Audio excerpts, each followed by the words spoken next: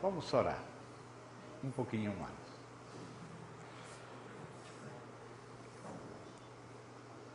Querido Pai, muito obrigado por estar com teu povo, amando fielmente a teu povo, nos guardando na tua bondade e na tua fidelidade infinitas, Senhor. Pedimos a Ti que nos conceda essa graça de estar atentos a Ti mesmo. Livra-nos de toda dispersão. Toda dispersão que o próprio inimigo queira provocar, ou que nós mesmos, Senhor, às vezes, em nossa pequenez e necessidade, nos dispersamos. Concede-nos, Senhor, na Tua graça, nos volver constantemente a Ti mesmo, em nossos espíritos, estar atentos a Ti. Querido Pai, no precioso nome do Senhor Jesus, rogamos que a própria palavra do Senhor possa descer sobre cada um de nós. E queremos chegar, Senhor, a Te ouvir. Queremos Te ouvir a Ti na Tua palavra. Queremos, Senhor, respeitar a palavra que vamos ler. Desejamos que Teu Espírito possa nos falar através da Tua palavra. Não para que nós nos lembremos de nós mesmos, sino que nos lembremos de Ti. Para que o próprio Senhor possa imprimir em nosso ser Sua própria palavra e sempre nos convertir a Ti. Pai, oramos como Jeremias, converte-nos a Ti e seremos convertidos. Entregamos a Ti todo o nosso ser e toda a nossa condição humana. Agradecemos, Senhor, a Tua bondade, que nos recebes no Teu amado Filho, em Cristo Jesus. Amém. Amém. Vamos dar então continuidade aos assuntos da Palavra de Deus, que hoje pela manhã estivemos começando. Assim que é necessário de novo abrir a Bíblia no primeiro capítulo do livro do Gênesis. Vamos para o capítulo 1, versículo 6. Estamos ainda naquela passagem. Gênesis 1, versículo 26. Também disse Deus: façamos o homem à nossa imagem, conforme a nossa semelhança. Tenha ele domínio sobre os peixes do mar, sobre as aves dos céus, sobre os animais domésticos, sobre toda a terra e sobre todos os répteis que rastejam pela terra, etc. Lembramos que hoje pela manhã limos a passagem mais completa, então agora só vamos ler esta primeira parte. Hoje nos detivemos principalmente em localizar este Toledot, esta primeira perícopa no contexto de Gênesis, e nos detivemos na primeira expressão do verso 26. Esse foi o tema da manhã. Também disse Deus. Graças a Deus, Ele tomou uma decisão altíssima, uma decisão que eu creio cada vez mais o Espírito Santo estará abrindo nossos olhos e nossos corações para compreender a Deus, para compreender essa decisão firme, porque, irmãos, toda a nossa vida depende dessa decisão firme de Deus, essa decisão que depende do caráter de Deus. Graças a Deus que nosso Deus tem um caráter como Ele tem. E porque Ele é fiel, Ele é absolutamente fiel. Se há fidelidade, Ele que é a fidelidade. E se não houvesse fidelidade, não haveria esperança de vida, tudo seria um caos, tudo seria uma guerra, tudo seria uma destruição. Mas porque há fidelidade, porque há retidão em Deus, então há esperança, há vida e há glória. Graças a Deus, por ser Deus como Ele é. Então vamos seguir meditando aqui juntos na palavra do Senhor, as coisas que Ele diz. Temos que pôr muita atenção para que o Espírito Santo abra nossos olhos para poder enxergar tudo o que implica cada uma das palavras que Ele falou. Porque às vezes nós corremos muito e só tocamos a superfície das coisas que Ele fala e perdemos o que Ele está nos dizendo e nos compartilhando. Então temos que aprender a nos voltar para o Senhor, querer realmente ouvir ao Senhor. Se de verdade queremos ouvir a Ele, vamos pôr toda a nossa atenção nas palavras dEle, vamos depender dEle para que Ele abra nossos olhos, para poder desentranhar os tesouros da palavra dEle, que eles são nosso alimento. Amém? Agora aqui já Deus começa a falar. E desde o princípio, quando pela primeira vez a palavra homem aparece na Bíblia, aparece estreitamente relacionada com Deus. Homem, desde o plano de Deus e desde seu aparecimento na terra, está estreitamente ligado a Deus, a criação do homem, a função do homem, o destino do homem, a realização do homem está estreitamente relacionada com o próprio Deus. Por isso, irmãos, é uma grande tragédia que existam milhões de homens que não têm dado-se conta que o sentido da sua vida, a sua realização, a sua própria alegria está somente em relação com Deus. Quanto tempo perdido, quantas vidas perdidas, por não se compreender que o homem foi criado para ter com Deus uma relação especialíssima, uma relação muito íntima, e algo que somente o homem poderá cumprir nos planos de Deus. Ao homem foi-lhe confiada a mais altíssima responsabilidade que pode ser confiada a qualquer criatura. Então, amados, vamos meditar acá. Vamos ver como, primeiramente, o homem aparece sempre relacionado com Deus. Aqui começa a falar Deus, também diz Deus. E a palavra Deus, que é uma palavra já traduzida, é tradução da palavra Elohim. A palavra Elohim é a palavra hebraica que significa genericamente Deus, ou deidade, ou divindade. Então, é uma palavra que começa com a letra Aleph, e logo essa letra vai. Aí diz Elohim, se lê de direita para esquerda, mas se escreve assim, Elohim. Essa é a letra Aleph, a letra E, a letra L com este ponto, Elohim.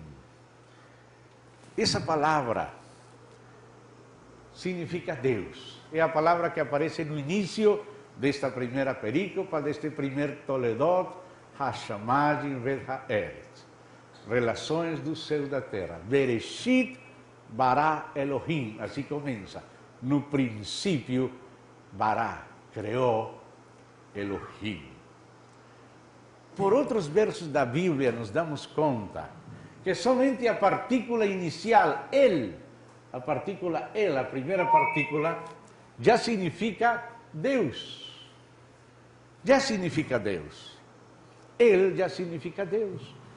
Por exemplo, lembrávamos o nome daquele arcanjo que tomou posição por Deus, Miguel. Miguel quer dizer quem como Deus. Daniel, aquele profeta, Daniel, a terminação el, quer dizer Deus julga. Dan, juízo, e el, Deus. Daniel, Deus julga. A terminação el já significa Deus. Às vezes o nome de Deus é também Eloá, até aqui, mas com a letra A, aqui, Eloá. Mas aqui aparece a terminação in. A terminação in, no hebraico, é a terminação da pluralidade masculina. Nós, em espanhol, em português, fazemos plural com a letra S. Por exemplo, mesa, acrescentamos a S e virou mesas, plural.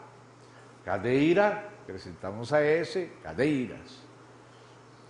O plural feminino se faz com OT. Por exemplo, Toledot, essa terminação OT, quer dizer relações, aqueles relatos, origens, gerações, relações, é feminino. Mas o plural masculino se faz no hebraico com a terminação in, Elohim. E desde que aparece pela primeira vez na Bíblia, o nome de Deus aparece dando indício da Trindade. Ainda que Deus é um só Deus, em essência, em natureza, como durante a semana, com os irmãos da igreja em Alegretes, pudimos nos deter nisto. Os irmãos que não estiveram podem repassar as gravações, se desejarem. Deus, o único Deus, se revela na Bíblia como um Deus que subsiste na pessoa do Pai, na pessoa do Filho e na pessoa do Espírito. Do Pai se fala que é Deus. Do Filho se fala que é Deus. No princípio era o Verbo era com Deus e o Verbo era Deus. Um dia dedicamos uma reunião somente para fazer o seguimento na Bíblia de algumas das frases onde o Pai chamava Deus ao Filho. E o Filho se reconhecia como Deus e recebia adoração. E o Espírito Santo, no Antigo Testamento, pelos profetas, chamava ao Filho, o Messias, de Deus. E o Novo Testamento, pelos apóstolos, chamava o Senhor Jesus Cristo, o Filho de Deus, de Deus. Portanto, a divindade também subsiste na pessoa do Filho de Deus. E estávamos vendo também como o próprio Espírito Santo também é Deus. O apóstolo Pedro, ele dizia que mentira o Espírito Santo é mentira a Deus. E por isso Ananias e Safira caíram mortos. Por quê? Porque mentiram a Deus. Mentir ao Espírito Santo é mentir a Deus. Deus é Espírito. E Ele busca que seus adoradores lhe adorem em espírito e em verdade. Por que os adoradores verdadeiros de Deus têm que adorar a Deus em espírito e em verdade? Porque Deus é Espírito. Então, se Deus é Espírito, o Espírito de Deus é Deus. Você dá conta? A divindade subsiste na pessoa do Pai como uma primeira pessoa, por isso é o Pai. E o Pai fala, eu te gerei hoje. O Pai fala ao Filho, eu te gerei. Esse eu, que é a pessoa do Pai, tem consciência de si mesmo. Somente uma pessoa pode dizer eu. E o Pai diz ao Filho, eu te gerei hoje.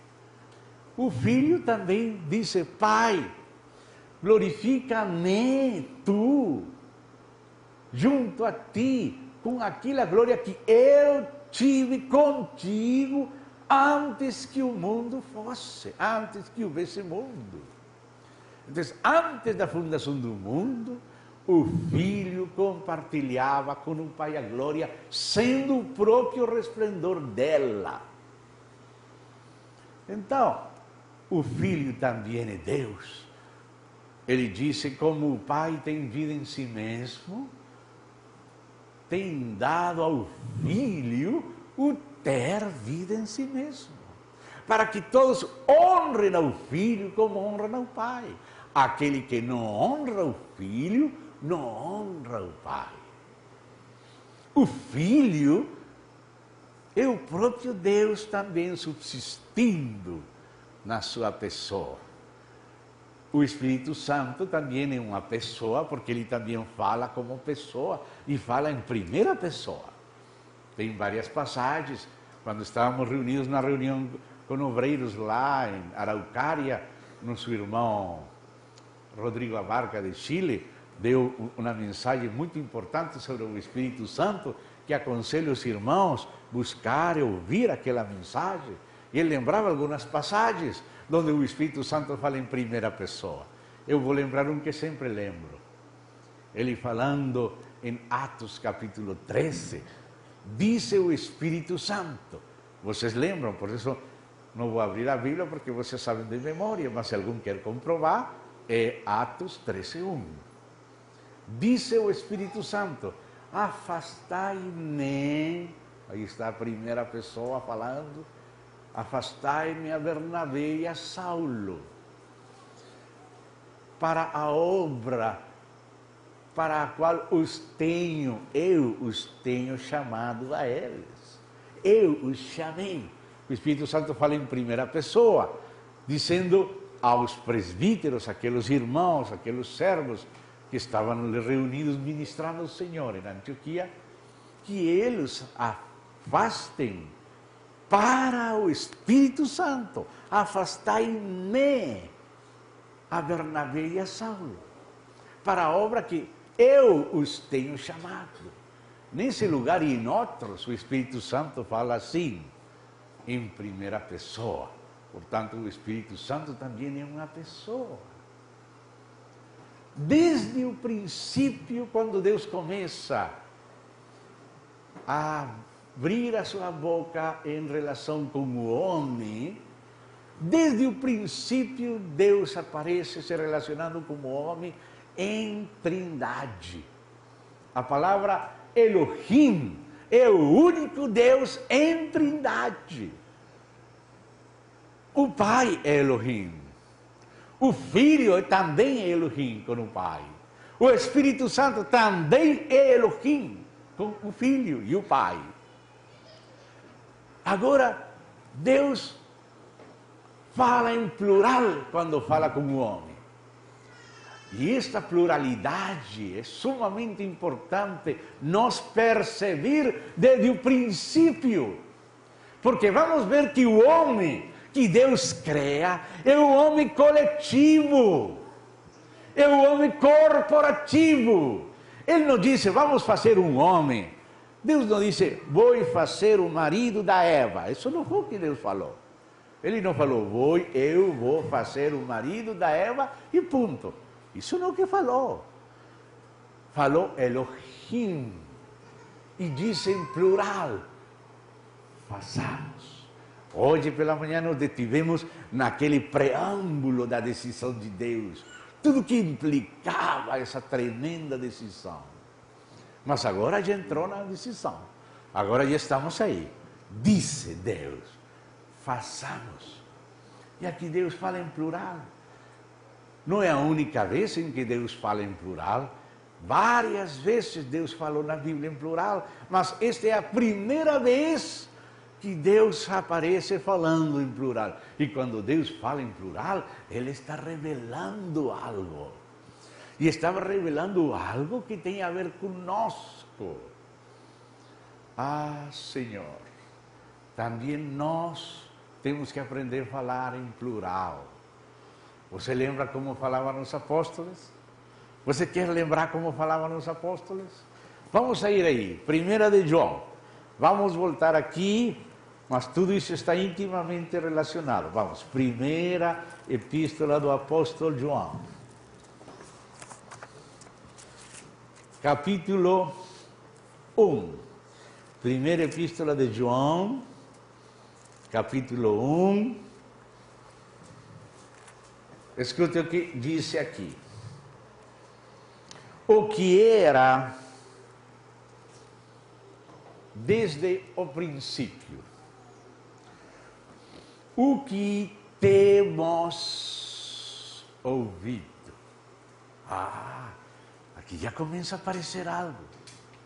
Lembre-se, em Gênesis está a primeira mira, no final está a segunda mira. A primeira é para a segunda, a última. O que temos ouvido.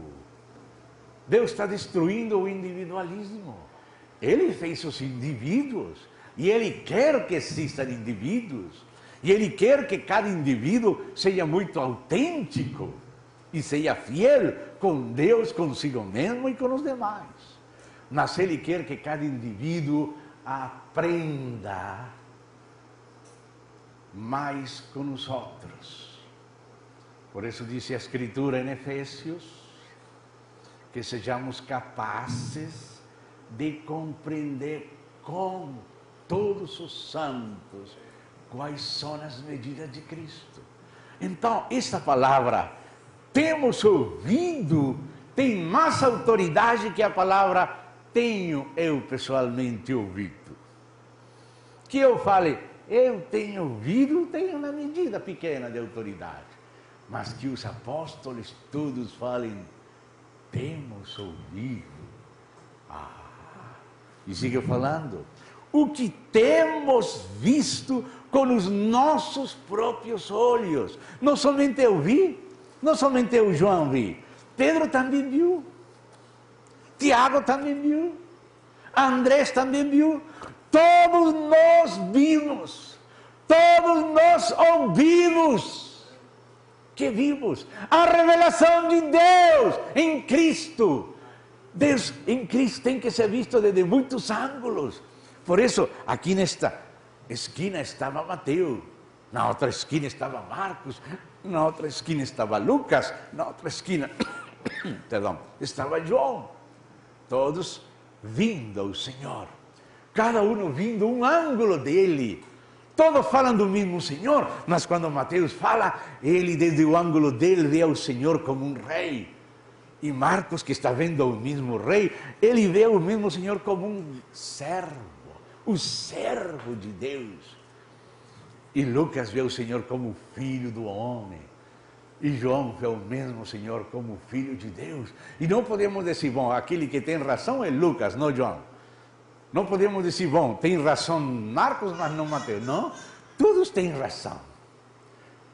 Todos estão falando das riquezas de Cristo, dos ângulos de Cristo. Mas para poder ver a plenitude de Cristo, precisamos ser um vaso corporativo, do qual você é somente um ângulo, e poder dizer, temos visto, temos ouvido, temos palpado. Eu não sou suficiente para falar tudo que Ele é. Você sozinho não é suficiente. É necessário um vaso corporativo. O homem, a igreja, o homem, a igreja, um vaso colegiado para poder receber a plenitude daquele que precisa se dar a conhecer. E não pode se dar a conhecer somente através dos olhos de um só. Não só de um só. Então sigue dizendo aí a Escritura. O que contemplamos e as nossas mãos apalparam com respeito ao verbo da vida. E a vida se manifestou e nós a temos visto. E dela damos. A vida é uma, mas dela damos. É preciso todos juntos dar testemunho da vida que estava com o Pai. o Verbo com Deus e se nos manifestou. E disse, e a vida se manifestou e nós a temos visto, e dela damos testemunho, e vô-la anunciamos, a vida eterna qual estava com o Pai, e nos foi manifestada. O que temos visto e ouvido anunciamos também a vosotros, para que vós igualmente mantenhais comunhão conosco. E vindo juntos às riquezas do Senhor, que resultamos em comunhão. Vos anunciamos todos juntos, anunciamos ao Senhor, para que vocês também entrem na comunhão que resulta de conhecer a Deus em Cristo pelo Espírito. E nossa comunhão não é a minha sozinho, não é a sua sozinho, é nossa comunhão verdadeiramente com o Pai, com seu Filho Jesus Cristo. Estas coisas, pois, vos escrevemos, para que a nossa alegria, e aqui diz a vossa alegria, diz o grego, seja completa. Você vê, quando Pedro se levantou a falar, nesse momento estava falando Pedro, mas disse que os 11 se levantaram com ele. Ele estava falando, mas os 11, quando estavam em pé, respaldando ele, era a voz de todos eles. Deus nos deu somente uma boca, então, bom, neste momento vai falar Pedro, no outro momento fala Paulo, no outro momento fala Tiago, no outro momento fala João. Mas quando fala Tiago, fala a igreja. Quando fala Pedro, é a igreja. E se fala Paulo, é a igreja. E se fala João, é a igreja. Precisamos que todos juntos demos testemunho dele. Isso começa em Gênesis. Claro que aqui João é bem adiantado já, mas tudo isso a base está em Gênesis. Nossa comunhão. Vós anunciamos juntos, para que tenhais comunhão conosco. Conosco, é decir, para que sejam incorporados no novo homem, no corpo de Cristo, que é o novo homem redimido. Ou seja, aquele homem que Deus falou, façamos o homem, esse que no início caiu, mas veio Jesus e redimiu, e resultou um novo homem, e a igreja. Essa é a continuidade de Gênesis. Deus estava pensando na igreja, quando falou em Gênesis. Isso é o que às vezes não vemos. Só a igreja vai conduzir o homem à sua realização verdadeira. Pessoas fora da igreja vão ficar como se fossem uma espécie de sub-homens. Homens que não alcançaram o propósito para o qual foram criados. Viraram deformes, ficaram no caminho. Só na igreja gloriosa o homem conseguirá a estatura que Deus tinha planejada para o homem. A igreja é o homem que Deus estava pensando quando falou em Gênesis 1:26. Desde o começo, Deus aparece falando em trindade, a um homem coletivo. Desde o princípio que o homem foi criado em família. O homem criado por Deus não é um homem solitário, é um homem família. E Deus não é um Deus solitário.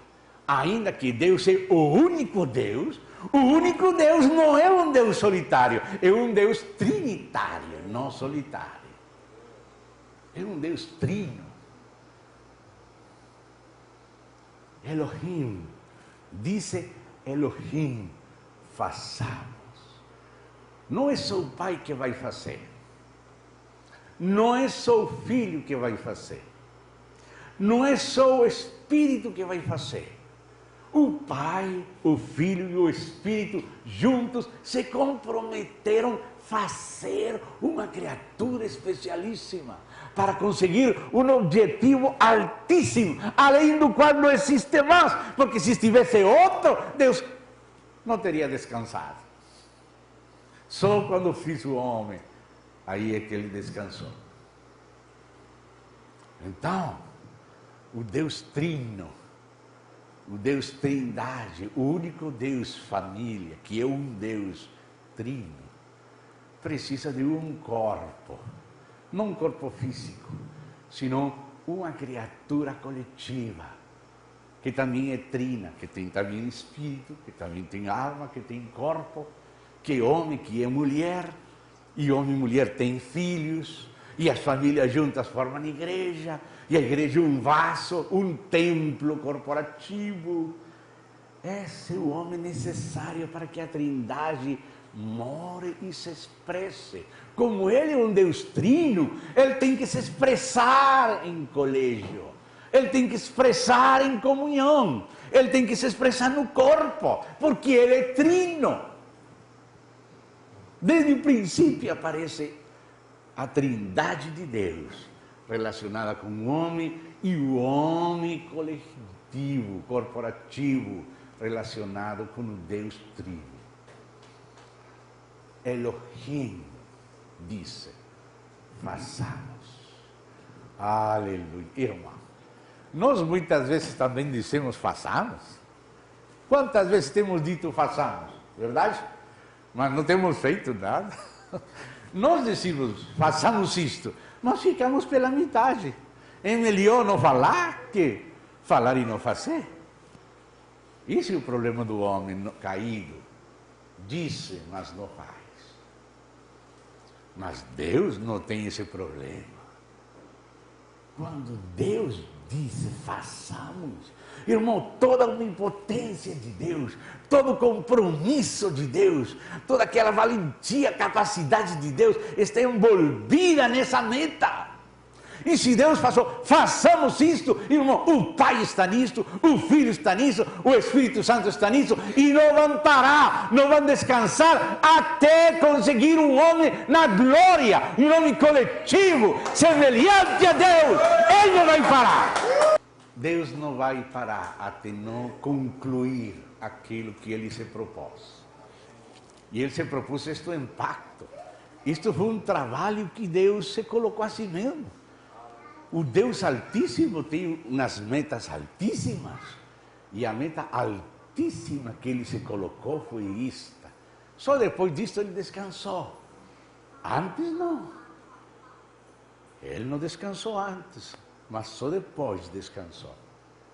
Quando se comprometeu o Pai sabe que é a parte que ele tem que fazer. O Filho sabia qual é a parte que ele tem que fazer. O Espírito sabe qual é a parte que ele tem que fazer. E cada um deles, os três juntos, estão fazendo, porque ele dijo, façamos isto. E começou a fazer e fiz o primeiro. O primeiro pai do qual sairiam os demais, para encher a terra, porque o homem tinha que encher a terra. Submeter a terra para Deus, por isso é um homem coletivo, em família, que se multiplica e enche toda a terra para, como família, realizar o plano de Deus. Mas com o primeiro, aquele caiu, a natureza humana ficou vendida ao poder do pecado, e quando esse primeiro e aquela primeira se multiplicaram, toda a família nasceu torta, todos tortos, todos quebrados, incapacitados para fazer a obra de Deus. Você pensa que Deus foi surpreendido pelo diabo? Será que Deus foi surpreendido pelo diabo? Ou estava pensando fazer uma coisa tão bonita e olha o que saiu aqui agora? Será que Deus ficou surpreendido? Ou será que Deus sabia tudo? Ah, nada, Deus sabia tudo. Não importa a coisa mais terrível que tenha feito o diabo, se Deus falou, façamos isto, ele vai fazer por em cima do diabo. Não há diabo que possa impedir a Deus, não há queda, não há pecado, não há monstruosidade no homem que Deus não possa resolver em Cristo e pelo Espírito. Ele falou, façamos isto, e está fazendo isso. O homem caiu, mas Deus tinha outra carta escondida aqui na manga, a redenção. A obra da criação acabou, mas como veio a queda, meu pai até agora trabalha, e eu trabalho. Redenção. Ai, irmão, Deus não foi surpreendido.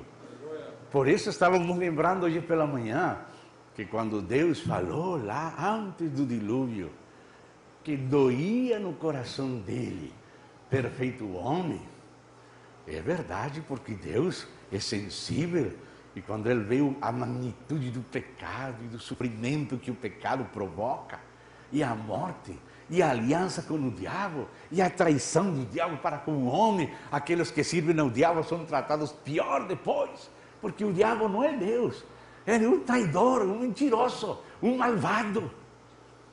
E Deus sabe o sofrimento que viria, e trouxe dor no coração de Deus. Mas essa dor não foi surpresa para Deus. Essa dor Deus conhecia antes de Deus dizer, façamos. Deus sabia, se fazemos, vai doer. Se fazemos, vai doer ao próprio coração de Deus, vai doer ao Pai, vai doer terrivelmente ao Filho, vai doer ao Espírito Santo, vai doer aos próprios homens, vai doer aos anjos, vai doer. Mas se não fazemos, não vamos fazer o melhor? Será que Deus é covarde? Que por um pouquinho de dor não vai fazer o que tem que fazer? Não, irmão, Deus assumiu a dor própria dele, valentemente. Porque você pensa que quando uma criatura está sofrendo, você pensa que Deus é indiferente? Irmão, Deus sofre com essa criatura. Diz a palavra que as angústias com as quais nós somos angustiados, Ele foi angustiado. Ninguém sofre algo que Deus mesmo não sofra. Acaso um pai que está vendo um menino sofrendo, esse pai e essa mãe, acaso não sofre? Será que só o menino sofre? Não será que esse pai e essa mãe quiseram estar no lugar do menino? E que foi o que fez nosso Deus? Se colocou no lugar do menino. Tomou sobre si todas nossas dores, todos nossos pecados, toda nossa miséria. Ele tomou sobre si. Isso não é retórica. Oh, irmão, esse é um vaso amargo. Quando Jesus falou isso, oh, a copa que meu pai me deu a beber, não vou beber. Você acha que aquilo era suco de laranja? Não, irmão. Acho que é a copa mais amarga. Mas Deus tomou. Ele não foi surpreendido. Ele assumiu isso. Porque ele sabia que esse era o caminho estreito. Que essa era a única maneira de conseguir para seu filho uma noiva que alegrasse o coração do filho. Uma noiva que desse ao filho o que o filho dá ao pai. Porque o pai recebe do filho adoração, amor, lealdade, serviço. E tudo que tem o pai é do filho. Agora o pai quer que seu filho também seja amado, seja adorado, seja servido e com ele se seja leal como ele é. Isso é o que o pai planejou lhe dar ao filho. Vou casar meu filho. Por essa parábola disse, um rei quis fazer bodas a seu filho. Quis fazer bodas a seu filho. Quis lhe dar ao filho alguém que seja como o próprio filho é, para que o filho receba a recompensa da sua própria excelência. Por isso é que a mulher é a glória do varão. Mas pode ser sua vergonha se esse varão não é um bom varão. Mas no caso de Deus, essa noiva vai alegrar o coração do filho, vai alegrar o coração do pai e nos vai ensinar a todos nós como temos que andar com Deus. Façamos, foi a decisão. Façamos. Vai doer, mas façamos. Ele não se esqueceu, ele conhecia tudo, mas falou, façamos. E não façamos qualquer coisa. Vamos fazer o homem, a nossa própria imagem. Não vamos fazer uma criatura inferior. Não, vamos fazer uma criatura que seja como nós. Que coisa é esta? O diabo tinha sido inferior e quis ser como Deus, e agora Deus responde com tal generosidade, sem tremor nenhum, sem inveja. Façamos o homem a nossa imagem. Agora, quando disse façamos o homem não é somente o marido da Eva, não é somente o primeiro homem. Quando Deus façamos o homem, que esse homem se multiplique, que esse homem frutifique, que esse homem enche toda a terra do reino de Deus. Vamos delegar nesse homem o domínio. Esse homem não é somente uma pessoa, esse homem é o gênero humano. O homem não é uma pessoa só, o homem é o gênero humano, o homem é o homem coletivo, é a coletividade humana o que ele pensou.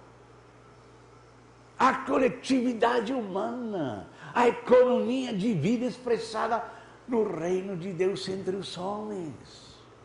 Não é algo somente individual, ainda que cada indivíduo esteja envolvido até suas máximas possibilidades, ele junta indivíduos porque ele é trino.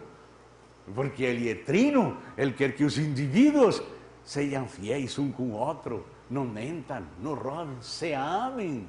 Amem a Deus e amem ao próximo. Então, a palavra o homem se refere à raça humana, ao gênero humano. É um homem coletivo, é um vaso corporativo para conter e canalizar e expressar ao Deus Trino. O Deus Trino tem que preencher esse vaso coletivo, para que a Trindade em glória possa ser expressada num reino, numa Jerusalém coletiva, que a glória de Deus seja vista na nova Jerusalém, que é a economia de Deus, o reino coletivo consumado. Isso que para Deus é o homem. Não é somente o marido da Eva. Façamos o homem. É coletivo. Agora, Deus sabia que não todos os homens alcançariam o objetivo do seu propósito. Muitos homens viriam à terra, mas não gostariam de cooperar com Deus. Tem outros planos, querem usar a vida deles em outras coisas, preferem seguir o diabo, se adorar a si mesmos, adorar qualquer outro ídolo, prazer, glória, qualquer coisa diferente do próprio Deus. Então, não é porque Deus não quer. Deus falou, façamos o homem. Deus quer que todo homem seja salvo, e não somente salvo, que venha ao pleno conhecimento, a epignosis, pleno conhecimento da verdade. É o que Deus quer. Mas também Deus sabia que não todos iam a dizer sim a Deus. Não todos vão colaborar com Deus. Então, esses vão conhecer outra cara de Deus. Desprezaram aquela cara bondosa, aquela cara cheia de graça de Deus, de misericórdia. Agora nunca vão poder fugir da cara justa de Deus, do justo juízo de Deus. Se não querem estar diante de Deus de graça, estarão sempre diante do Deus de justiça. Não vão poder fugir de Deus.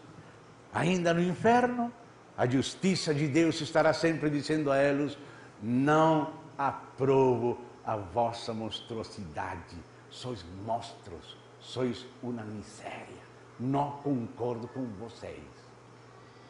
E isso que é? Amor de Deus. é amor de Deus, é a justiça de Deus, é o caráter santo, puro, excelente de Deus, dizendo, isto era para vós. E aí está presente no inferno. No inferno está presente a justiça de Deus, a retidão de Deus. Ninguém se esquecerá de Deus no inferno.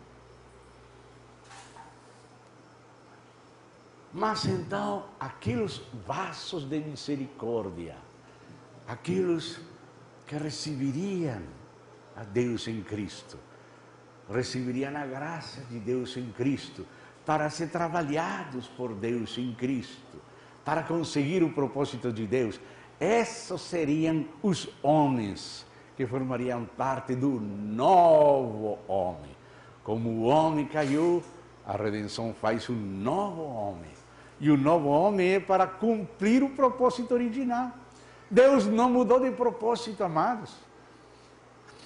Existem algumas teologias com algumas implicações que às vezes os irmãos não são cientes delas, que apresentam a Deus como se Ele fosse o culpado da existência do diabo, que Ele fez o diabo, que Ele fez a Judas traidor, que Ele fez réprobos, que Ele predestinou pessoas para se perderem por culpa de Deus. Não, essa teologia não é certa, isso não é bíblica. Essas são distorções da mente humana, que não compreende toda a palavra de Deus. Não é assim. Sim, há diabo, mas Deus não fez ao diabo. Deus fez ao diabo querubim, perfeito, cheio de hermosura, de sabedoria, colocou perto dele e fez livre.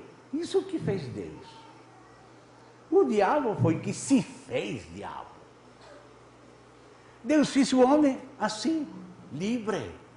Irmão, se você quer entender o relacionamento de Deus com o homem, você tem que ver 3 principais etapas. O homem na criação, o homem depois da queda e o homem depois da redenção. Alguns somente tratam com o homem depois da queda, como se o homem depois da queda fosse a vontade perfeita de Deus.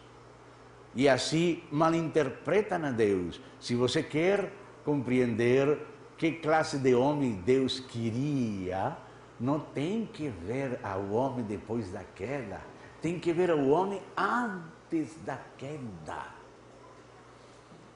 Antes da queda está o homem que Deus criou. Não era um homem pecador. Era um homem livre, era um homem responsável. Nada obrigava ele a caminhar com Deus, nem nada impedia. A árvore da vida estava no meio do jardim, e ele podia comer se ele quisesse.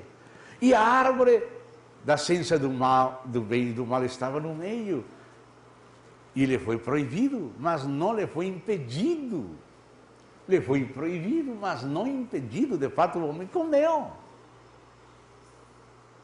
O homem que foi criado por Deus é um homem com livre albedrio. Eu sei que uma linha hipercalvinista considera o livre albedrio como uma mitologia, porque só considera um homem afetado pela queda. Mas o homem afetado pela queda não foi o homem que Deus criou. O homem que Deus criou era antes da queda. E a queda, por culpa e responsabilidade do homem, fez do homem um incapacitado. Não foi Deus que fez incapacitado o homem. Foi o homem que foi feito incapacitado por causa de dar as costas a Deus. Nós, para compreender a Deus, temos que ver que classe de homem Ele criou e que classe de relação Ele queria ter com aquele homem que Ele criou antes da queda. Se você não compreende isso, não vai compreender como é que Deus trata com o homem na redenção e na eternidade. O homem que Deus criou era um homem responsável, tinha capacidade, não tinha a lei do pecado e da morte na sua carne. O diabo não estava operando nele, estava fora dele. Sim, o diabo estava pelo jardim. A Bíblia diz que Satanás esteve no Éden. Lá a serpente estava no Éden, mas não estava na carne do homem. estava fora do homem. E o homem podia, se queria, comer de tudo. E o principal árvore que Deus queria que o homem comesse era a árvore da vida divina. Assim como o homem tinha que alimentar seu corpo com frutos, tinha que alimentar seu espírito e o resto do seu ser com a vida divina. E a vida divina estava no centro do jardim. Ao lado estava a árvore da ciência do conhecimento do bem e do mal, mas no centro mesmo, a árvore principal era da vida. É como se a esposa chama seu marido para almoçar e tem tudo preparado na mesa. E lá, no principal prato, tem um bife. Lá no cantinho, tem picante, tem pimenta. Se ele quer um pouquinho de pimenta, mas ela... Meu filho, não coloca muita pimenta, está quente. Coloca só um pouquinho, se quiser pimenta. Mas esse homem sabe que a comida principal não é pimenta. A comida principal é o bife. Ah, mas ele quis comer pimenta, foi problema dele. Isso foi o que passou. O árvore da ciência do bem e do mal é como pimenta.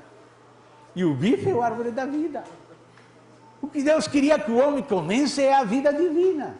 Mas Deus não obrigou o homem, porque Deus não obriga, porque esse não é seu caráter. Ele é soberano, mas ele tem um caráter respeitoso. Ele é até democrático. Ele até permite os demônios fazer as suas propostas. Você lembra naquela vez? Você lembra? Micaías, filho de Imla, um profeta de Deus, Deus lhe abriu os olhos para conhecer as realidades celestiais. E Deus tinha falado pelo profeta Elias como terminaria Acabe, como terminaria Jezabel. E Elias falou: Acabe vai morrer assim, assim, Jezabel vai morrer assim, sabe? E Deus abriu os olhos para Micaías, filho de Imla, está no livro dos Reis. E Micaías viu um concílio nos lugares celestiais. E Deus perguntou, ele deu oportunidade às pessoas celestiais se pronunciaram. Meu servo Elias pronunciou uma palavra lá na terra. Agora, qual é a vossa proposta para que a palavra que falou Elias em meu nome seja cumprida? Deus poderia atuar, eu sou o único que vou falar. Não, Deus poderia, ele é o único que tem direito de falar, mas ele mesmo não é assim. Ele mesmo não tem esse caráter. Ele disse, e você que diz? Vocês que dizem? Como você lê? Assim que é o Senhor. Qual de vocês tem alguma proposta para que a palavra que falou Elias em meu nome seja cumprida?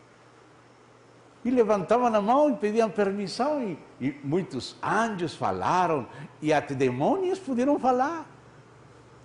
Até demônios, espíritos caídos, imundos, tiveram permissão de fazer proposta. E um deles que alçou a mão, me permite, Senhor Deus, fala. Deus falou com o demônio, pode falar, qual é a tua proposta? Deus sabia a proposta. Deus sabia, mas ele permitiu que aquele demônio expressasse a proposta. Eu vou ser espírito de mentira na boca dos profetas. Eu vou enganar a ele e Acabe vai ir para lá e vai morrer como teu servo Elias falou. Então Deus disse, você vai conseguir. Vai, pois, tem minha permissão. E aquele espírito saiu feliz, recebeu permissão de enganar. Deus não enganou, mas Deus permitiu aquele espírito enganar, porque disse a Bíblia, aquele que não recebe o amor da verdade para ser salvo, Deus lhe envia a operação de erro para que crea mentira. Não é isso que fala Paulo? E por que fala Paulo isso? Porque ele tinha lido o livro dos Reis. Você não tem lido na Bíblia espírito maligno da parte de Deus? Você tem lido essa frase na Bíblia? Você vai lendo aí como um espírito maligno da parte de Deus atormentava Saul? Deus não fez maligno esse espírito. Deus criou, porque Deus não faz coisas malignas. Deus fez livre esse espírito, mas esse espírito seguiu Satanás e se fez maligno. Mas agora Deus sigue sendo o dono de tudo. Deus sigue sendo o dono. Ah, então Saul não quer ouvir a verdade, então vai ter que ouvir você. Então tem minha permissão de falar e ir lá molestar Saul. E, irmão, é terrível quando uno não escuta a verdade. Aquele que não escuta o amor da verdade para ser salvo, um espírito de erro pode se apoderar dele, da parte do próprio Deus. Não que Deus se engana ele, senão que Deus permite que aquilo que o homem escolheu, coma disso para que prove. Ah, isso que você adora, isso que você quer, coma então, coma. Coma pimenta, tudo que quer. Adora a pimenta? Ah, você quer outros deuses? Vamos para a Babilônia, vai, tem deuses de toda classe, vai para lá. E lá estavam até aqui. Ah, temos que voltar, Senhor. Amém, volta então, é a hora de voltar. Deus não queria que ficasse em Babilônia, queria que aprendessem em Babilônia. O objetivo de Deus é aprender. Enquanto estamos vivos, podemos aprender. Então, esse é o caráter de Deus, irmão. Deus respeita. Deus é justo. Deus é misericordioso. Deus permite. Ainda o que Ele não aprova, mas Ele permite. Permite por uma boa razão. O diabo vai querer mostrar coisas para que você pense mal de Deus. O inimigo desde o princípio quer apresentar um Deus distorcido. Ah, com que Deus disse que não comais de tudo. Ah, que Deus é envidioso. Deus não quer que você seja como Ele é.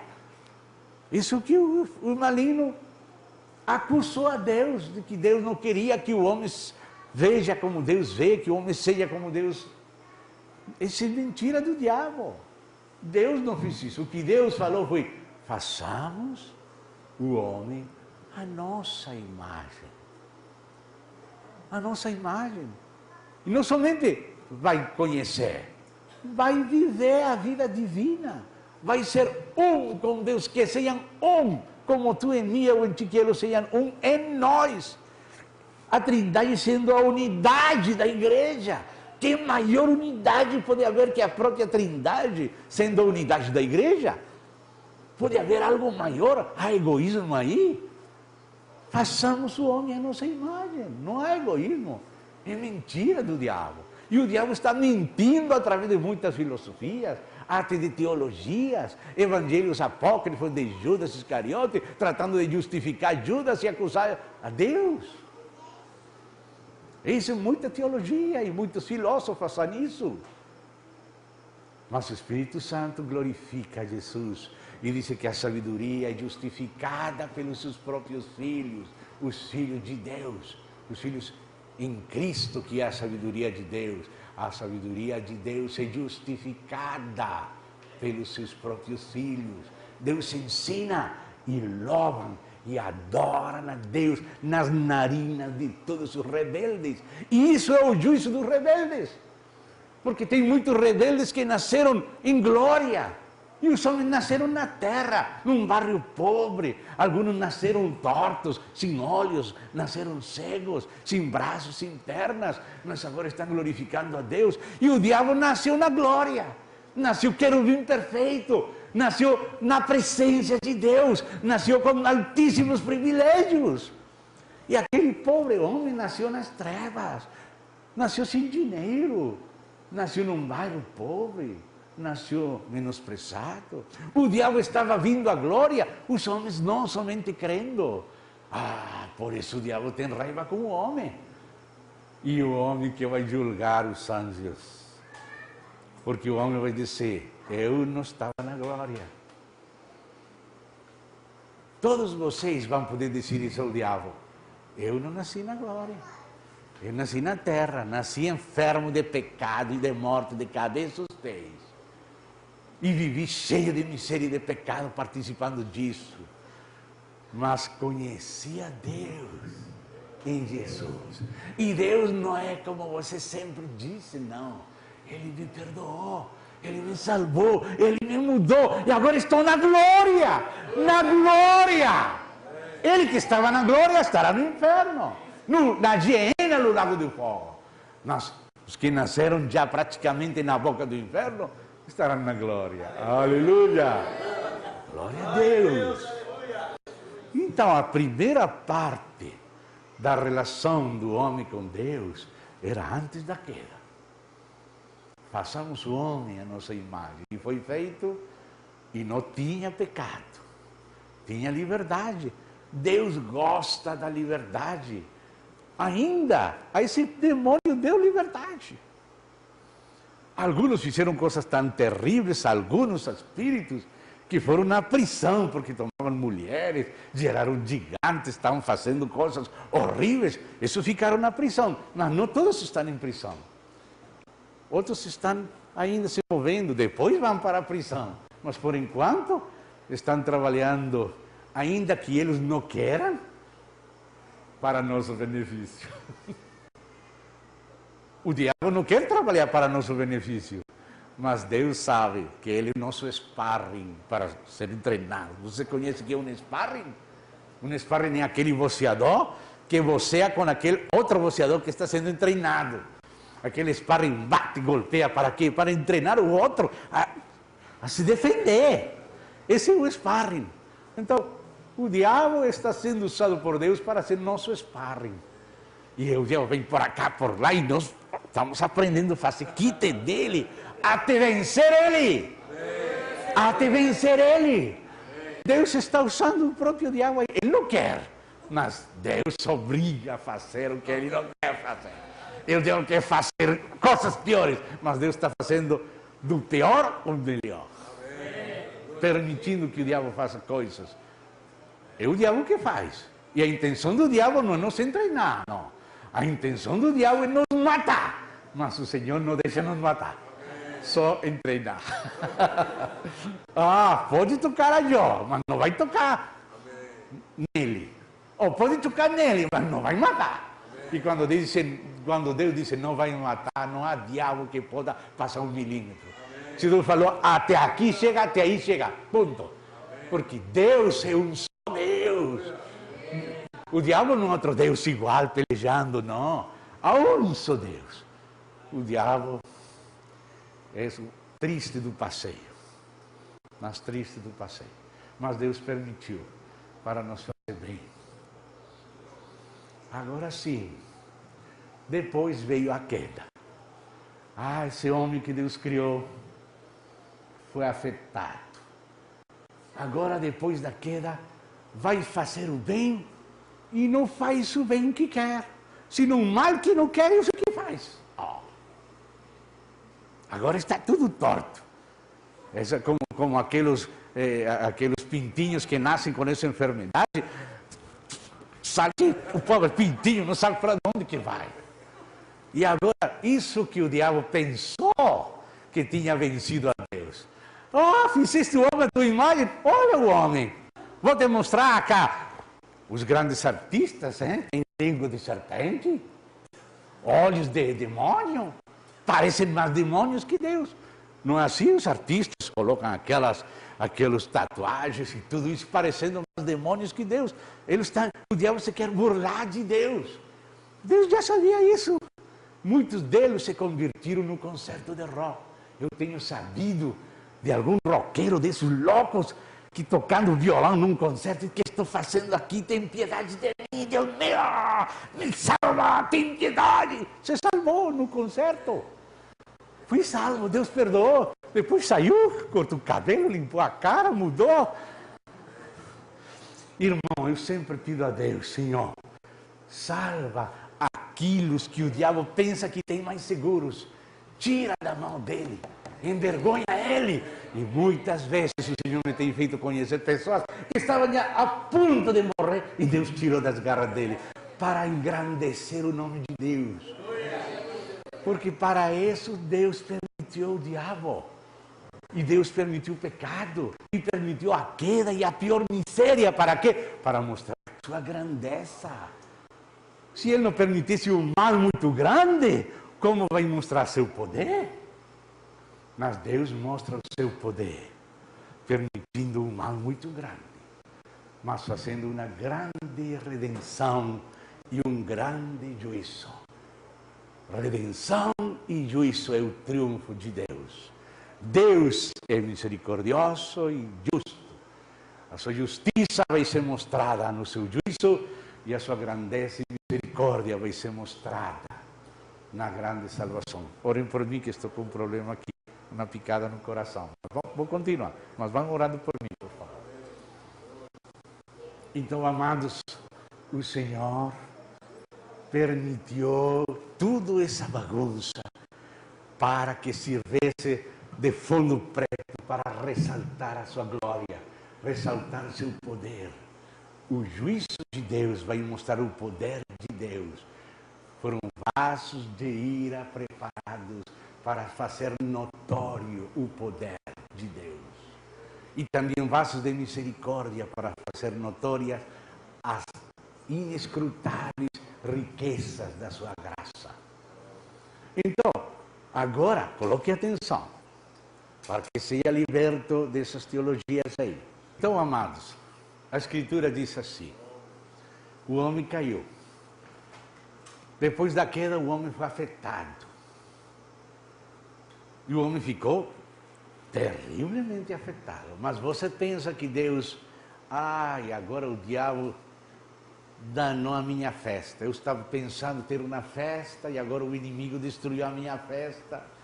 Agora eu vou ter que mudar meu propósito. Eu queria ter relacionamento com um homem livre, com um homem responsável, mas agora vou ter que obrigar, vou ter que forçar, vou ter que fazer um robô. Será que Deus mudou de propósito? Será que por causa da queda o objetivo de Deus com o homem mudou um pouquinho? Será que o diabo pode mudar o propósito de Deus? Amém, meus irmãos? Não pode. Não pode. Deus é todo-poderoso. Deus sabia tudo. Sabia a qualidade da queda tão terrível. Mas o propósito não mudou. Então, a redenção tem a capacidade de tornar o homem outra vez capacitado para colaborar com Deus livremente. Não é livre o homem sem a graça, porque o homem perdeu a sua liberdade na queda. Agora não quer fazer o bem. E o bem que quer fazer, não faz. E o mal que não quer fazer, isso que faz. Ficou todo torto, como aquele pintinho que nasceu enferminho, doente. Mas a graça de Deus perdoa, liberta, regenera, renova, contribui, configura, transforma e glorifica. A graça de Deus restaura outra vez o homem. E a graça de Deus devolve ao homem pela graça. Não na força do homem mesmo, não na carne, no espírito. Devolve ao homem o domínio próprio. Diz que Ele nos deu o espírito de amor, de poder e de domínio próprio. O homem perdeu o domínio próprio depois da queda, mas o espírito de graça devolve o domínio próprio. O espírito de graça, pela graça, ajuda o homem a fazer a vontade de Deus. Depois da queda, o homem ficou impossibilitado de fazer a vontade de Deus. Mas depois da graça, a graça capacita de novo o homem. A graça capacita o homem para fazer a vontade de Deus como Deus queria, livremente, espontaneamente. A graça de Deus não obriga você, mas capacita você. Você tem que compreender isso, porque se você não compreende, você vai pensar que Deus vai ter que obrigar você. Ele não vai obrigar você, Ele dá graça para que você decida. Ele não vai decidir por você. Antes você só podia decidir a coisa ruim, e quando decidia a coisa boa, não saía bom, saía ruim. E quando decidia não fazer coisa ruim, fazia. Mas depois da graça, depois do perdão, depois do novo nascimento, depois da vinda do Senhor Jesus Cristo, agora Ele está com você, para ajudar você. Ele não vai tomar a decisão por você, mas Ele vai ajudar você a tomar a decisão. Quando você toma a decisão dependendo dEle, você se esforça na graça. As duas coisas estão presentes. Sempre dou aos irmãos aquele exemplo dos dois remos na canoa. Se você somente vai remar com um remo, vai dar volta para um lado. Se vai remar com outro remo, vai dar voltas para o outro lado. Você precisa remar com os dois remos ao tempo. Um remo é a graça. Cristo em você. Essa é a graça. O outro remo é a responsabilidade. Você em Cristo. Cristo em você é graça. Você em Cristo é responsabilidade. No livro de José nos mostra os dois lados.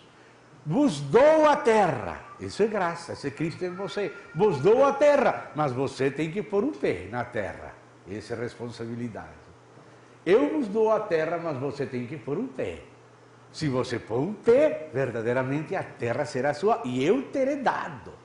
Eu te dou a terra, mas você tem que pôr o pé.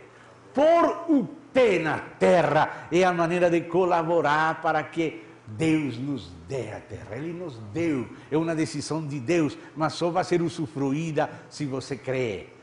É uma fé ativa, é uma fé que toma posse. Por isso cantamos: tomamos posse de nossa herança, todas as bênçãos de Deus para nós. É para nós, mas temos que tomar posse. O que é tomar posse? É responsabilidade, é crer, e agir com uma fé ativa, se considerando morto para o pecado, mas vivo para Deus em Cristo Jesus ressurreto. Ressurreto com Cristo, colaborando com Deus. Os dois remos, Ele em você e você nele. Jesus falou: aquele que permanece em mim e eu nele, este leva muito fruto. Precisamos Ele em nós. Essa é graça. E nós nele. Essa é a nossa responsabilidade. Fazer uso da graça. A responsabilidade é crer na graça, contar com a graça, ter uma fé ativa e agir em nome de Deus nessa graça. Agir em nome de Deus. Isso é responsabilidade. Disse o Senhor: aqui tem uma mina, cada um de vocês tem uma mina. Esta não é a parábola dos talentos. Alguns têm mais talentos que outros, mas a parábola da mina, que está em Lucas, todos têm a mesma mina. Negociai, entretanto que eu volto. Recebe a mina. A mina tem capacidade de produzir se você negocia com ela. A capacidade da mina associada com o seu negócio vai produzir muitas minas. Assim que aqui tem a mina, essa é a graça. Agora a sua responsabilidade: negocia com a mina até que eu volte. E quando o Senhor volta, então disse: o que fizeste com tua mina? Senhor, tua mina produziu 10 minas. Ele nem sequer mencionou o negócio dele, o trabalho dele no negócio. Tua mina produziu 10 minas, porque se naquela mina, de que servia negociar se não tinha nada? Mas negociava com a mina.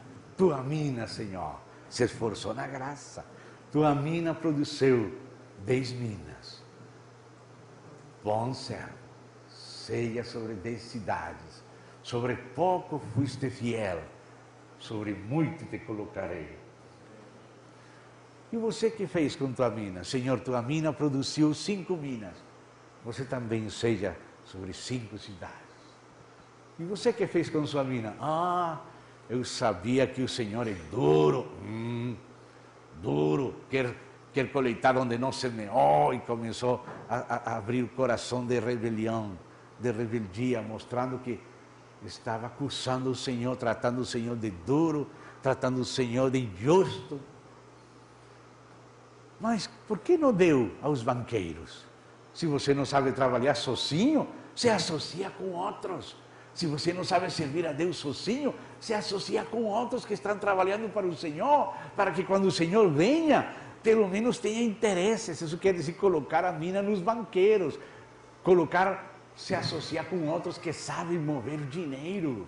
Se associa com outros, trabalhe com outros, para que sua mina produza interesse na vinda do Senhor. Então, o negócio é a responsabilidade do homem.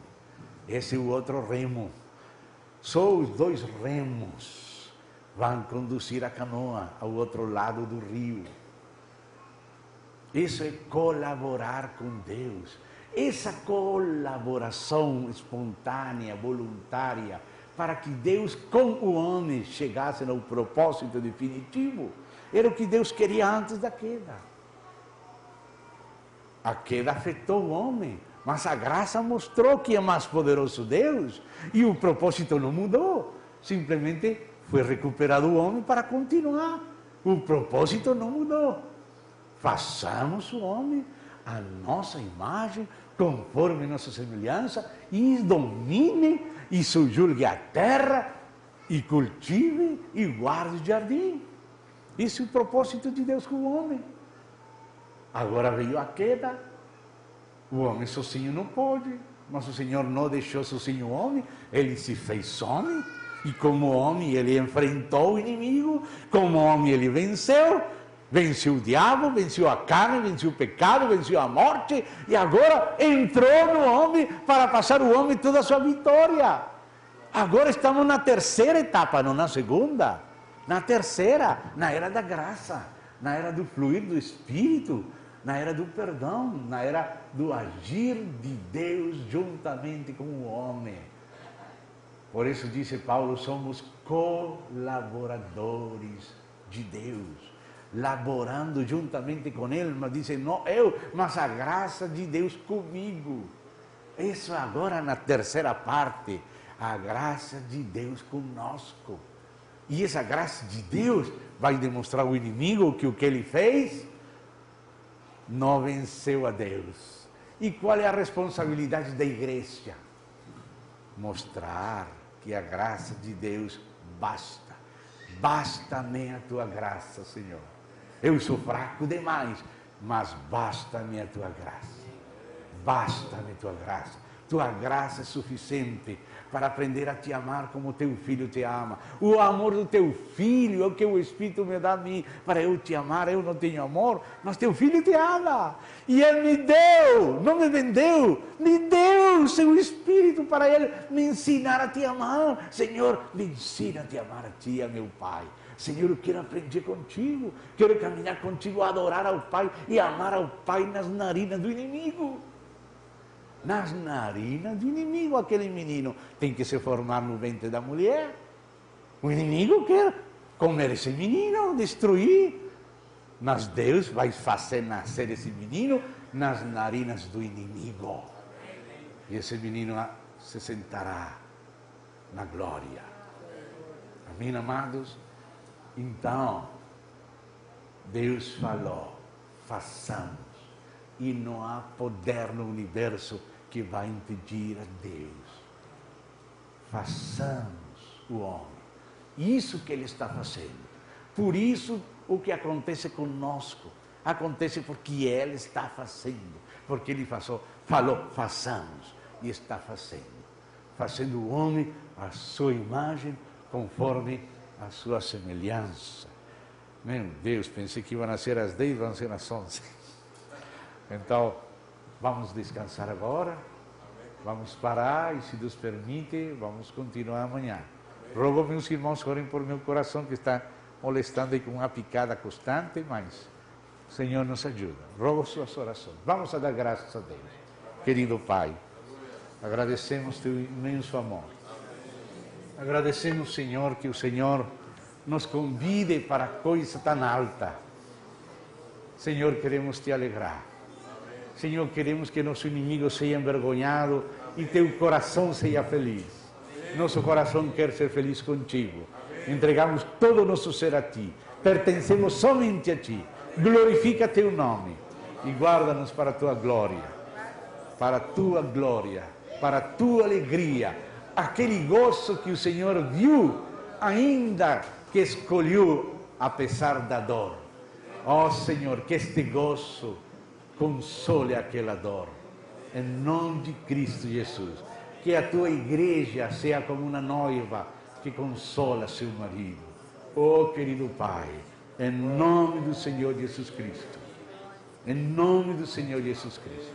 Ajuda a tua igreja a entender de que se trata, Senhor. Em nome de Cristo Jesus. Amém. E amém.